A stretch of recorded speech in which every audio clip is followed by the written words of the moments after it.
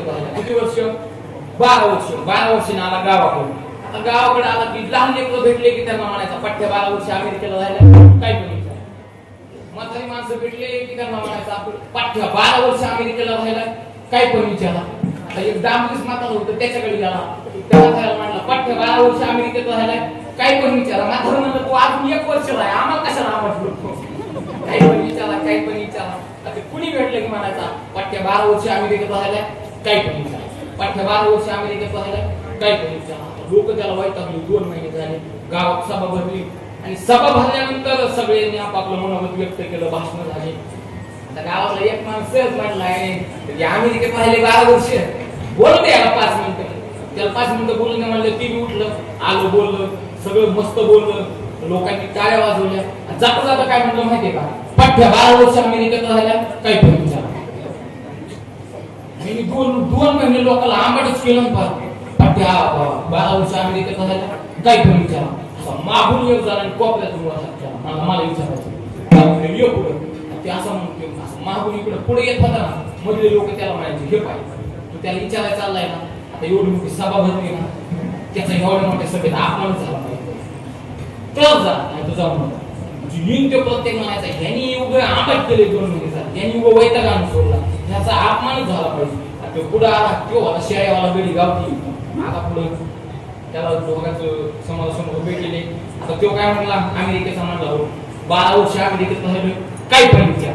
आता ते शेळ्यावाला होता की तो शेळ्यावाला होता, तो काय म्हणला माहिती का, तो म्हणला तुमचं उत्तर नाही आलं तर, तो म्हणला तुमच्या उत्तर येणार नाही म्हणलं शक्यच नाही, काय पण विचारा म्हणला पठ्ठ्या 12 वर्ष अमेरिकेत राहिलो. तो म्हणला पण तुला उत्तर नाही आलं तर, तो म्हणला तुमच्या मनाने हे म्हणले तो परत 5 वर्ष अमेरिकेत जायचं तुमच्या मनाने. ठीक आहे. आता ते गावठीच गडी होता, तो म्हणला विचार. आता तो गावठ्या गडीने काय डोकं लावलं माहिती का, त्यांनी डोकं लावलं, त्यांनी काय विचारलं माहिती का, तो काय बोलला माहिती का, टप गोल गोल गोल गोल गोल गोल गोल गोल गोल मी कुठं घडलं सांग. तुम्हाला जसं कळलं नाही त्याला नाही कळलं, परत सांग टप गोल गोल गोल गोल गोल गोल कुठं घडलं सांग. तुला डोकं फिलॉसॉफीचं नाही एवढं वैतागलंच ना, एवढ्या 4 चौकात डोकं खाजायला लागलं, त्याचा अपमान व्हायला लागला.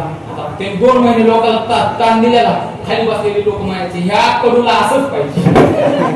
त्या 4 चौकात अपमान झाला, अपमान झाले नाही येत मला, तो म्हणला आधी मान्य कर नाही येत, डबल 5 वर्षाचा शिंगा अमेरिकेला हो जातो.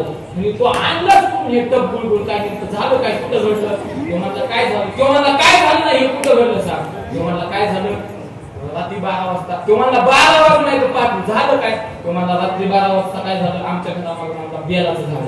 तो म्हणला बेलाचं असू नाही तर कवटाचं असू, नेमकं हे टप बुलबुल अंगस करून लोक सांग. तो म्हणला आमच्या घरामागे बेलाचं झालं. बरं तो म्हणला रात्री 12 वाजता ते बेल तुटलं आणि आमचं घर आहे पत्र्याचं, ते पत्र्यावर पडलं. पत्र्यावर पडलं, पत्र्याच्या नवीन आमच्या दारामध्ये शेळे वाटले, शिळीच्या अंगावर पडलं, शिळी वाला म्हणे मी हे आमच्या घरी घडले. तेव्हा येते घरी घडलं पण इथं म्हणजे ती महिने आली ना. असा हा अरे सामान्य माणसाला काहीच करीत नाही महाराज. जो काही स्वतःला शहाणा समजितो का त्याच्या कंठाचा झोपतो आणि हा मान पुढे बसतो अहंकार, एवढा अहंकार. काय झालं